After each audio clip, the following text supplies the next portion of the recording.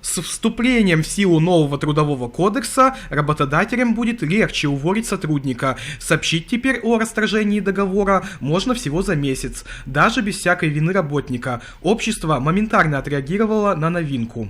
Вот так, под покровом ночи, без всяких предупреждений, но зато с прямой трансляцией в Facebook, на площади у правительства Литвы в самом центре Вильнюса вырос палаточный городок, который несколько десятков студентов даже после предупреждения полиции отказались покидать.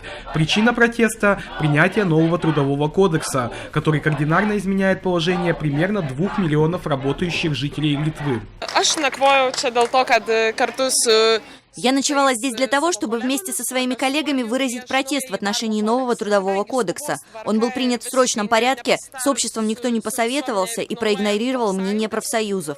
О либерализации трудовых отношений в Литве говорят уже больше десятилетия. По гибкости правил страна находится в хвосте мировых рейтингов. В итоге ввели так называемые нулевые трудовые договоры, по которым работодатель в течение месяца может даже не вызывать на работу сотрудника, заплатив ему всего за 8 обязательных часов.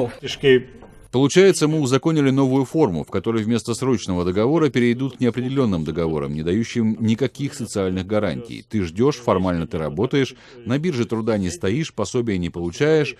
Но если тебя работодатель не вызывает на работу, денег у тебя нет, ты повисаешь в воздухе и висишь. Кроме прочего, работники будут получать меньшее выходное пособие, сокращен отпуск, а у работодателя при конфликте со своими сотрудниками даже появится возможность самому объявить забастовку, остановив весь производственный процесс, зато наемным работникам позволено больше работать сверхурочно.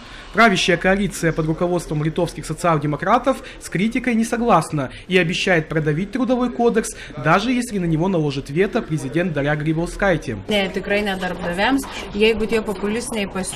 Этот кодекс точно не является выгодным исключительно для работодателей. Если бы мы включили те порядка 800 популистских предложений, которые были внесены, то да, он бы стал выгоден работодателям. Но мы вернулись к первоначальному варианту правительства, поэтому этот трудовой кодекс одинаково выгоден как работникам, так и работодателям. 800 предложений, о которых говорит министр, это плод совместной полугодовой работы чиновников, предпринимателей и профсоюзов, которые оттачивали конечную редакцию кодекса. Однако в последний момент власти передумали и решили принимать первоначальный вариант. Отсюда и недовольство профсоюзов, с которыми в Литве считаться принято. Денис Тарасенко, «Настоящее время», Вильнюс, Литва.